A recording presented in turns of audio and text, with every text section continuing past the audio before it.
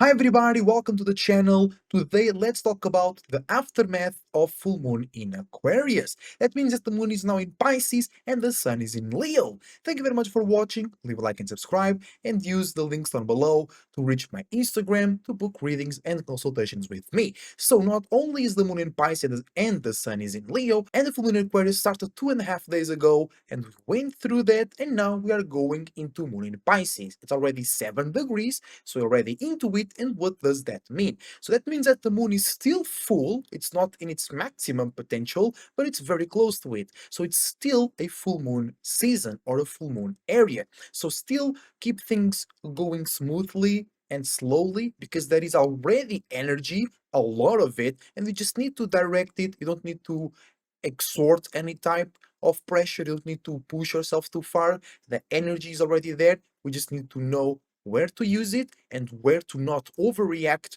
and over response as well. Then the moon in Pisces means that we are moving those waters, because moon in Pisces is mutable water into our emotions and feelings, to our dreams and illusions, to our and what we attract into our places of comfort. So we're taking that full moon in Aquarius, overreacting and over responding to feelings and emotions and attractions derived or surrounding how we and others think, communicate, and analyze in a unique and consistent way about themselves, their uniqueness, their individuality, and about the world, structures, organizations, networking, and associations. So now we're going to take all that and be a bit more sentimental, be a bit more spiritually and emotional responsible for that.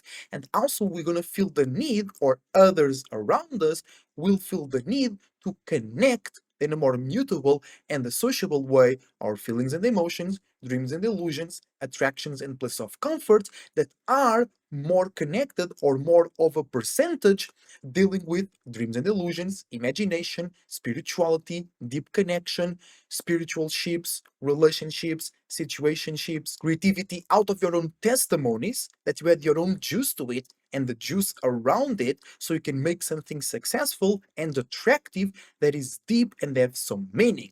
So that means that we're gonna be addressing or receiving the full moon in Aquarius that we just went through with more wisdom, more illusions, more feelings, more emotions, more connectivity, a bit more lostness and scatteredness.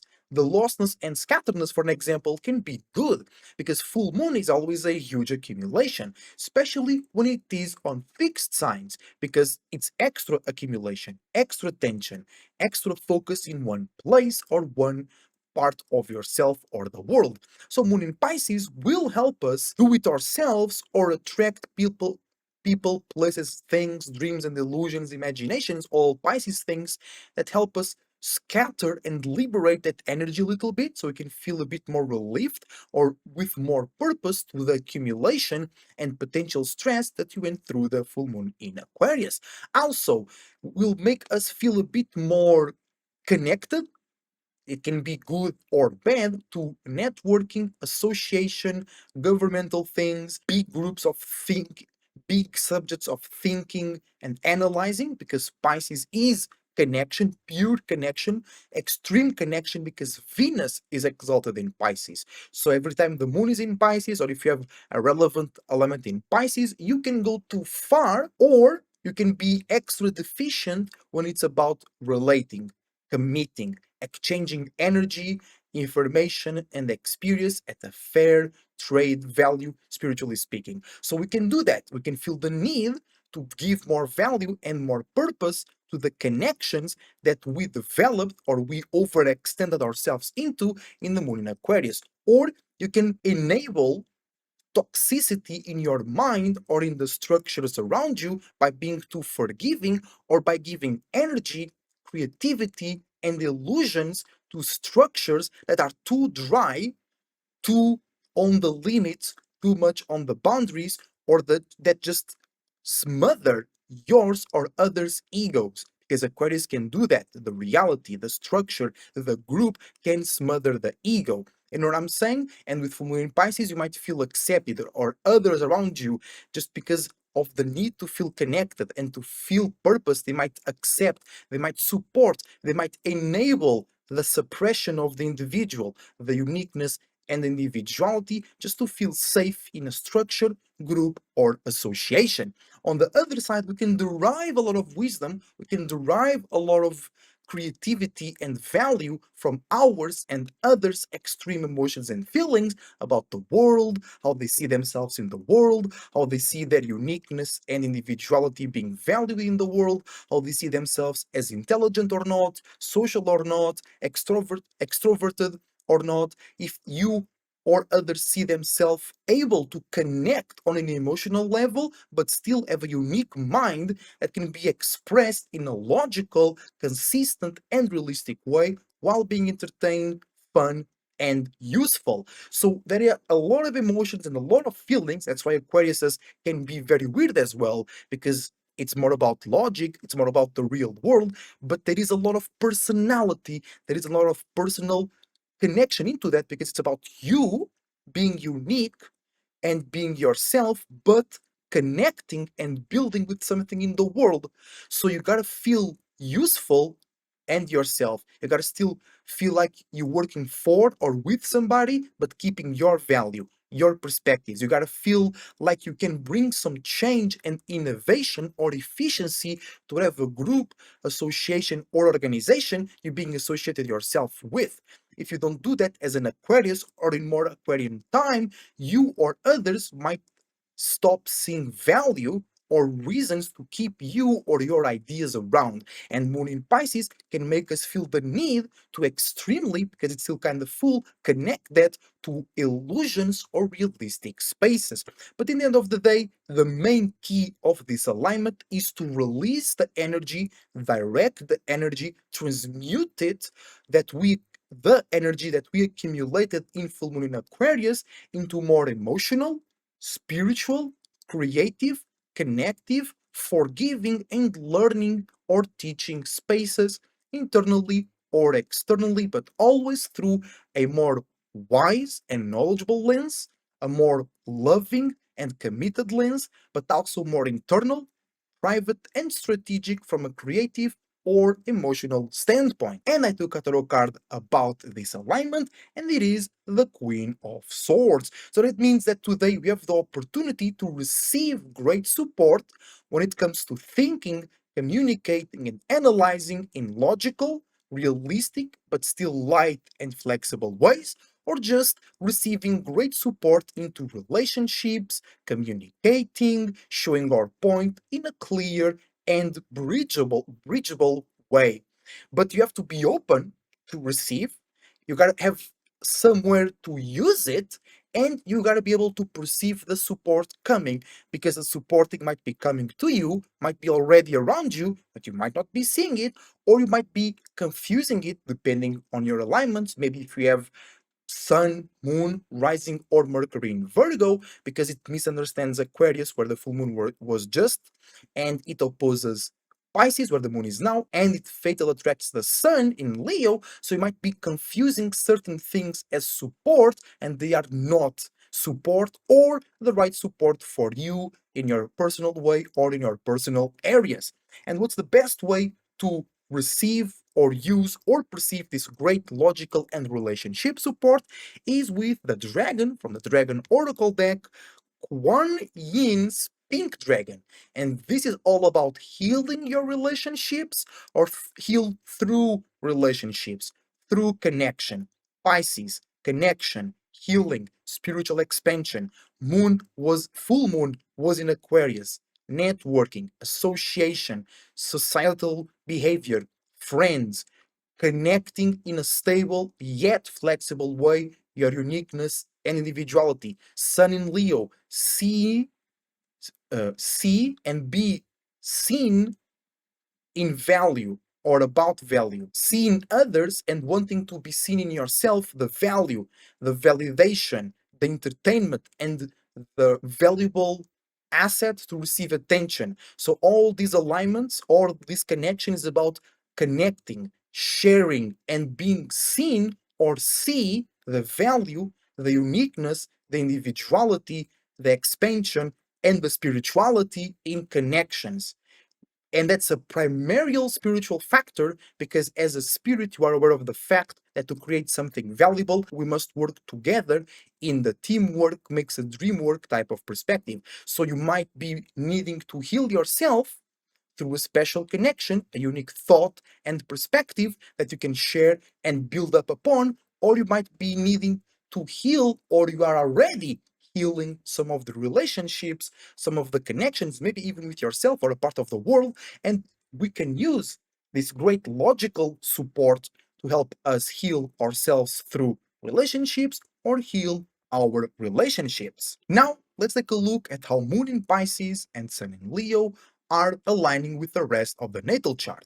So, Sun in Leo means that we want to or are already more into acting, expressing, and envisioning in fixed, consistent, or stubborn ways that have something to do with expression, creativity, individuality, uniqueness, attention, pleasure, and validation.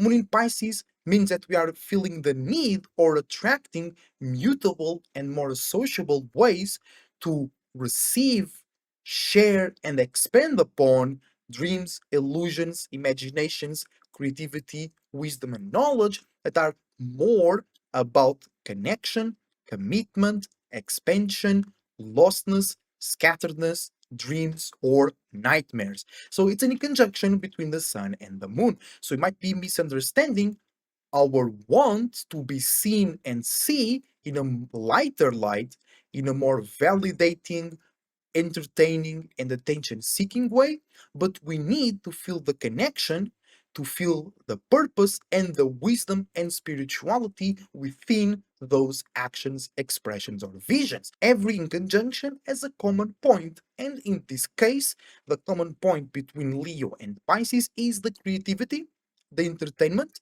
the pleasure, the validation, and the higher uplifting light.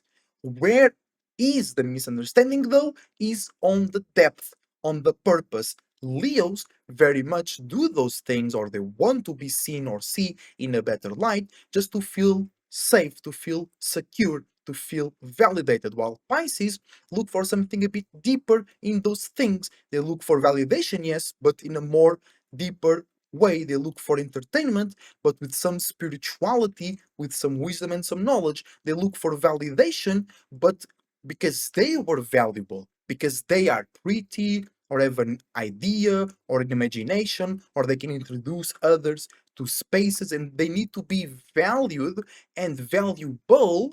Otherwise, they'll be self-sabotaging, hurting themselves, hurting the very same thing that they are constructing or associating themselves with. And Pisces care more, they are a bit more realistic in the spiritual sense than Leo in this case, because Leo is way more about the image, about the action, and the expression. Pisces is about the purpose, the wisdom, the knowledge, the connection, and about the spirituality behind the action, behind the expression, and behind the connection. Then we have Mercury in Leo as well, retrograde in this case, also in conjuncting the moon, might be misunderstanding ours and others' thoughts, ideas, and ways to analyze when it comes to the world, entertainment, pleasure, and attention, because we're feeling the need to be more spiritual, more deep, more connected, or more scattered. Then we have Venus in Cancer, trining the moon in Pisces. This is a gift to initiate new emotions and feelings, new spiritual purposes, and travels based on relationships, commitments, and traits that make us feel comfortable or lost in illusions, dreams, nightmares, creativity, wisdom, or knowledge in itself. Then we have Mars in Libra in conjuncting the moon but sextiling the sun. So this is an opportunity to see in a more consistent or stubborn way new passions and new frustrations that can bring new logic, new appreciation, new validation, or new individual sacrifice so you or others can have a more stable, more pretty, or intellectual way to share uniqueness, individuality, expressions, and visions, but we misunderstanding how us and others feel, connect, and derive wisdom and knowledge on an internal level on those new passions or frustrations that are a bit more logical, a bit more smooth, a bit more intellectual, a bit more cautious and caring about others' perspectives as well. Then we have Jupiter in Cancer, trining the Moon in Pisces, and Jupiter rules Pisces, so this is a good gift. It's a gift to expand on your mutable emotions, dreams, illusions, imaginations, and attractions.